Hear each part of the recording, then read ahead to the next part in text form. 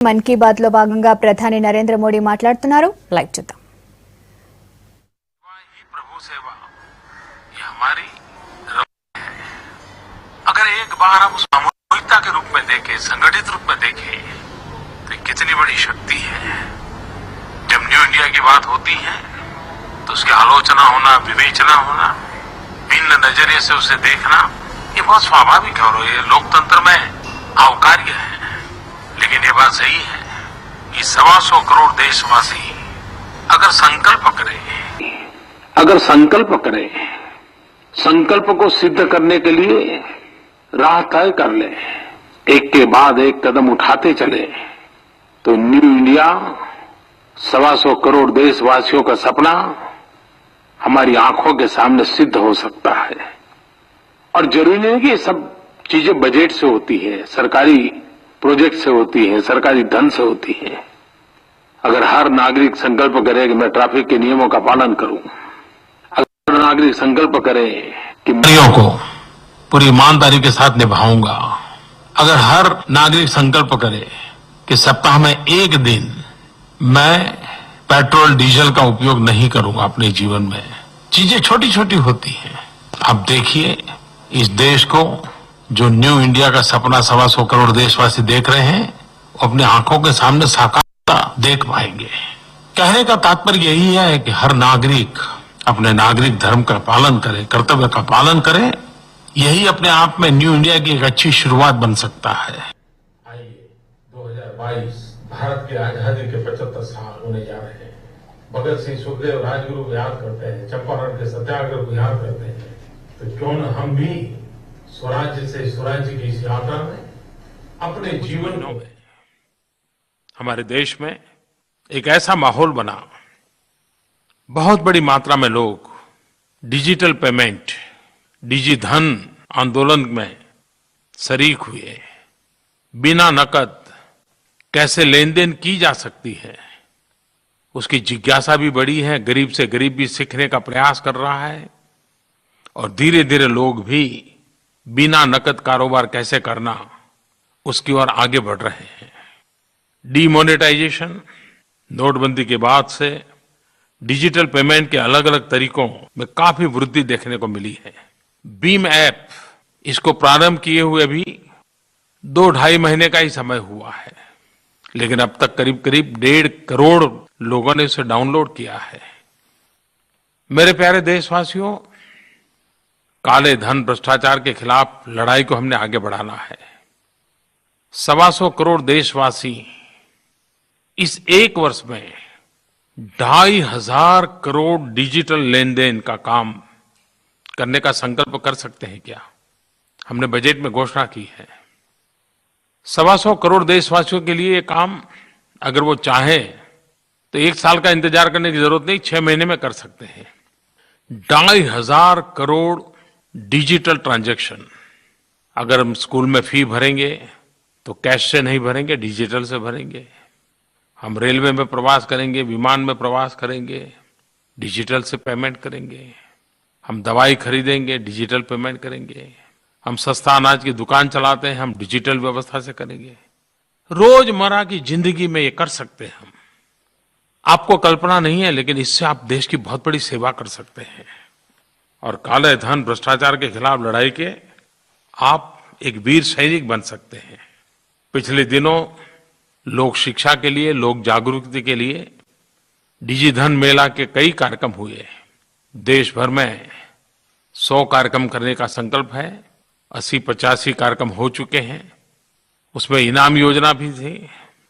करीब 12.5 लाख लोगों ने उपभोक्ता वाला इनाम प्राप्त किया है। 70,000 लोगों ने व्यापारियों के लिए जो इनाम था वो प्राप्त हुआ है। और हर किसी ने इस काम को आगे बढ़ाने का संकल्प भी किया है। 14 अप्रैल डॉक्टर बाबा साहब आम्बेडकर की जन्म जयंती है और बहुत पहले से जैसे तय हुआ था, 14 अप्रैल को बाबा साहब आम्बेडकर की जन्म जयंती पर इस डिजी मेला का समापन होने वाला है। 100 दिन पूरे होकर के एक आखिरी बहुत बड़ा कार्यक्रम होने वाला है। बहुत बड़ा ड्रॉ का भी उसमें प्रावधान है। मुझे विश्वास है कि बाबा साहब आम्बेडकर की जन्म जयंती के जितने भी समय अभी हमारे पास बचा है, भीम ऐप का हम प्रचार करें, नकद कम हो कैसे हो, नोटों का व्यवहार कम कैसे हो, उसमें हम अपना योगदान दें। मेरे प्यारे देशवासियों, मुझे खुशी है कि मुझे हर बार जब भी मन की बात के लिए लोगों से सुझाव मांगता हूं, अनेक अनेक प्रकार के सुझाव आते हैं, लेकिन ये मैंने देखा है कि स्वच्छता के विषय में हर बार आग्रह रहता ही रहता है। मुझे देहरादून से गायत्री नाम की एक बिटिया ने, जो कि 11वीं की छात्रा है, उसने फोन करके एक मैसेज भेजा है। आदरणीय प्रधानाचार्य प्रधानमंत्री जी, आपको मेरा सादर प्रणाम। सबसे पहले तो आपको बहुत बधाइयाँ कि आप इस चुनाव में आपने भारी मतों से विजय हासिल की है। मैं आपसे अपने मन की बात करना चाहती हूँ। मैं कहना चाहती हूँ कि लोगों को यह समझाना होगा कि स्वच्छता कितनी जरूरी है। मैं रोज उस नदी से होकर जाती हूँ जिसमें लोग बहुत सा कूड़ा करकट भी डालते हैं और नदियों को दूषित करते हैं। वह नदी रिस्पना पुल से होते हुए आती है और मेरे घर तक भी आती है। इस नदी के लिए हमने बस्तियों में जाकर रैली भी निकाली और लोगों से बातचीत भी की, परंतु उसका कुछ फायदा न हुआ। मैं आपसे ये कहना चाहती हूँ कि अपनी एक टीम भेजकर या फिर न्यूज़पेपर के माध्यम से इस बात को उजागर किया जाए। धन्यवाद। देखिए भाइयों बहनों, 11वीं कक्षा की एक बेटी के कितनी पीड़ा है, उस नदी में कूड़ा कचरा देख करके उसको कितना गुस्सा आ रहा है। मैं इसे अच्छी निशानी मानता हूं। मैं यही तो चाहता हूं, 125 करोड़ देशवासियों के मन में गंदगी के प्रति गुस्सा पैदा हो। एक बार गुस्सा पैदा होगा, नाराजगी पैदा होगी, उसके प्रति रोष पैदा होगा, हम ही गंदगी के खिलाफ कुछ न कुछ करने लग जाएंगे। और अच्छी बात है कि गायत्री स्वयं अपना गुस्सा भी प्रकट कर रही है, मुझे सुझाव भी दे रही है, लेकिन साथ साथ खुद ये भी कह रही है कि उसने काफी प्रयास किए लेकिन विफलता मिली। जब से स्वच्छता का आंदोलन की शुरुआत हुई है, जागरूकता आई है, हर कोई उसमें सकारात्मक रूप से जुड़ता चला गया है। उसने एक आंदोलन का रूप भी लिया है। गंदगी के प्रति नफरत भी बढ़ती चली जा रही है। जागरूकता हो, सक्रिय भागीदारी हो, आंदोलन हो, इसका अपना महत्व है ही है, लेकिन स्वच्छता आंदोलन से ज्यादा आदत से जुड़ी हुई होती है। यह आंदोलन आदत बदलने का आंदोलन है। यह आंदोलन स्वच्छता की आदत पैदा करने का आंदोलन है। आंदोलन सामूहिक रूप से हो सकता है। काम कठिन है लेकिन करना है। मुझे विश्वास है कि देश की नई पीढ़ी में, बालकों में, विद्यार्थियों में, युवकों में ये जो भाव जगा है, ये अपने आप में अच्छे परिणाम की संकेत देता है। आज के मेरी मन की बात में गायत्री की बात जो भी सुन रहे हैं, मैं सारे देशवासियों को कहूंगा कि गायत्री का संदेश हम सबके लिए संदेश बनना चाहिए।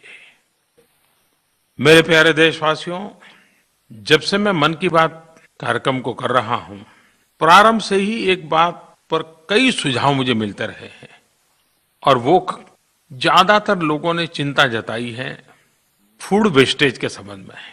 हम जानते हैं कि हम परिवार में भी और सामूहिक भोजन समारंभ में भी जरूरत से ज्यादा प्लेट में ले लेते हैं। जितनी चीजें दिखाई दे सब सारी की सारी प्लेट में भर देते हैं और फिर खा नहीं पाते हैं। जितना प्लेट में भरते हैं उससे आधा भी पेट में नहीं भरते हैं और फिर वहीं छोड़ के निकल जाते हैं। आपने कभी सोचा है कि हम जो ये जूठन छोड़ देते हैं उससे हम कितनी बर्बादी करते हैं? क्या कभी सोचा है कि अगर जूठन न छोड़े तो ये कितने गरीबों का पेट भर सकता है? ये विषय ऐसा नहीं कि जो समझाना पड़े। वैसे हमारे परिवार में छोटे बालकों को जब माँ परोसती है तो कहती है कि बेटा जितना खा सकते हो उतना ही लो। कुछ न कुछ तो प्रयास होता रहता है, लेकिन फिर भी इस विषय पर उदासीनता एक समाज द्रोह है, गरीबों के साथ अन्याय है।